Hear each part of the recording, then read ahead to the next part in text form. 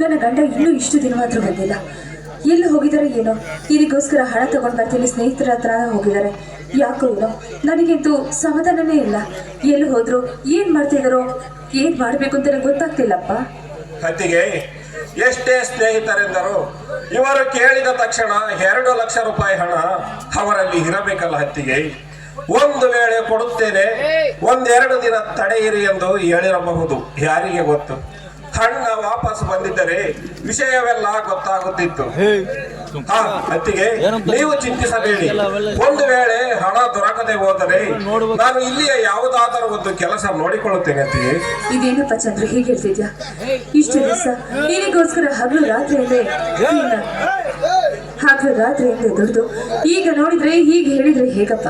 KS exam ಬರೆದು ಒಳ್ಳೆ ನೌಕರಿ ತಗೊಂಡು ಏನಾದ್ರೂ ಕೆಲಸ ಮಾಡ್ತೀನಿ ಅಂತ ಹೇಳ್ತಾನು. ಈಗ ನೋಡಿದ್ರೆ ಈ ರೀತಿಯಾಗಿ ಹೇಳ್ತಾ ಇದ್ದಿಲ್ಲ. ಇದಕ್ಕೇನಾ?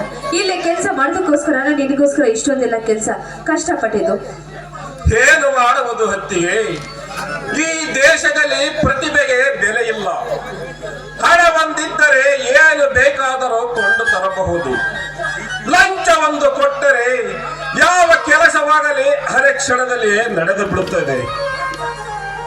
ಬರ್ತ್ ಸರ್ಟಿಫಿಕೇಟ್ ನಿಂದ ಹಿಡಿದು ಡೆತ್ ಸರ್ಟಿಫಿಕೇಟ್ ವರೆಗೂ ಲಂಚ ಲಂಚ ಲಂಚ ಇಲ್ಲದೆ ಯಾವುದು ದೊರೆಯುವುದಿಲ್ಲ. ಹತ್ತಿಗೆ ಇನ್ನು ದೇಶವನ್ನು ಆಳುವ ಮಂತ್ರಿಗಳಿಂದ ಹಿಡಿದು ಆಫೀಸಿನ ಬಾಗಿಲು ಕಾಯುವ ಜವಾನನವರೆಗೂ ಜನರನ್ನು ಕಿತ್ತು ತಿನ್ನುತ್ತಿದ್ದಾರೆ. ಹತ್ತಿಗೆ ಅಂಥದರಲ್ಲಿ ನಮ್ಮಂತಹ ಬಡವರ ಕನಸು ಅದು ಹೇಗೆ ನನಸಾಗುತ್ತದೆ? ನೀವೇ ಹೇಳ್ತೀವಿ.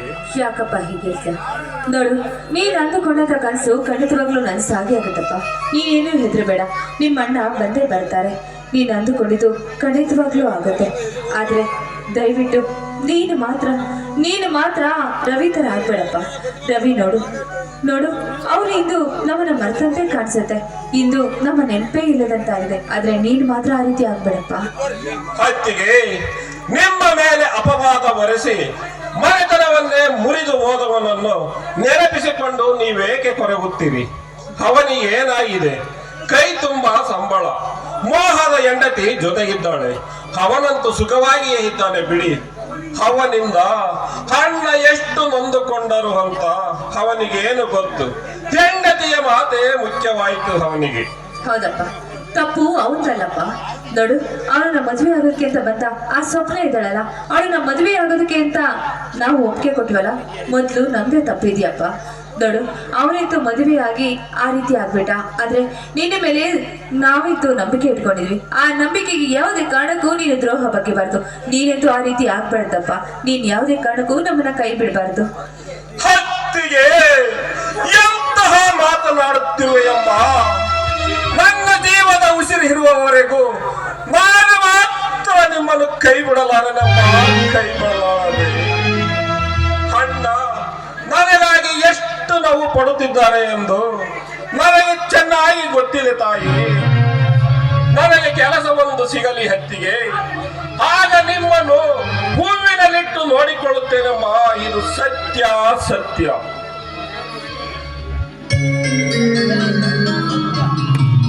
ಪಾರ್ವತಿ, ಓ ಈಗ ಬಂದಿರಲಿ. ಯಾಕೆ ಇಷ್ಟು ತಡವಾಯ್ತು? ನೀವಿಗೋಸ್ಕರ ಎಷ್ಟು ದಿವಸದಿಂದ ಕಾಯ್ತಾ ಇದ್ವಿ. ಸದ್ಯ ಈಗಲಾದ್ರೂ ಬಂದ್ರಲ್ಲ. ಏನು ಮಾಡುವುದು ಪಾರ್ವತಿ?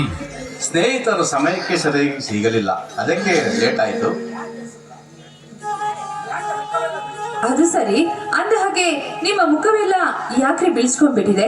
ಅಂದ ಹಾಗೆ ನಿಮ್ಗೆ ಆರೋಗ್ಯ ಸರಿ ಇದೆ ತಾನೆ? ಆರೋಗ್ಯ ಏನಾದ್ರೂ ಹದಗೆಟ್ಟಿದ್ಯೋ ಹೇಗೆ? ಹಾಗೇನಿಲ್ಲ ಪಾರ್ವತಿ, 3 ದಿನದಿಂದ ನಿದ್ದೆ ಇಲ್ಲ. ಹೊಸ ಜಾಗ, ತಿರುಗಾಟದ ಆಯಾಸ, ಜೊತೆಗೆ ಬಸ್ ಪ್ರಯಾಣ, ಇದೆಲ್ಲದರಿಂದ ಸ್ವಲ್ಪ ಆಯಾಸ ಆಗಿದೆ. ಚಂದ್ರು, ಮುಂದಿನ ಪ್ರಯಾಣಕ್ಕೆ ನೀನು ಸಿದ್ಧತೆ ಮಾಡಿಕೊಳ್ಳಪ್ಪ. ಪಾರ್ವತಿ, ತೆಗೆದುಕೋ, ಹಣವನ್ನು ಚಂದ್ರಿಗೆ ಕಟ್ಟುಕಳಿಸು. ನೋಡು, ನಿಮ್ಮ ಇಚ್ಛೆಯಂತೆ ಆಗಲಿ.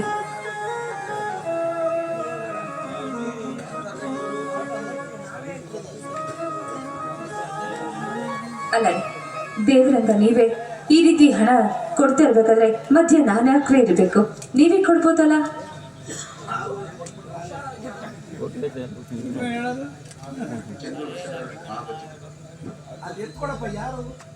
ಚಂದ್ರ ನೋಡಪ್ಪ, ಅಂದ ಹಾಗೆ ಹಣನ ಹಾಗೆ ಇಟ್ಕೊಬಿಡಪ್ಪ.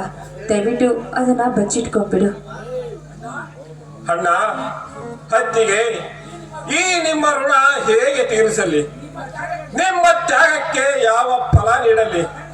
ತಂದೆ ತಾಯಿಗಳು ಮಾಡಲಾಗದಂತ ಕರ್ತವ್ಯವನ್ನು ನೀವು ಮಾಡುತ್ತಿದ್ದೀರಿ.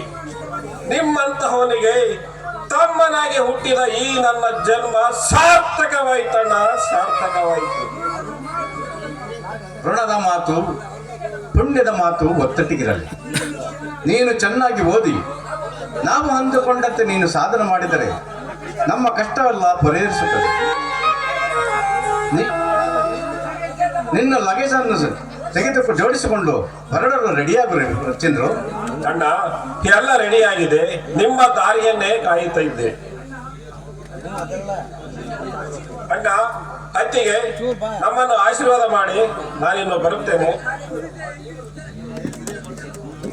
ಆ ದೇವರು ನಿನಗೆ ಒಳ್ಳೆಯದನ್ನು ಮಾಡಲಿ. ಹೋಗಿ ಬಾರಪ್ಪ.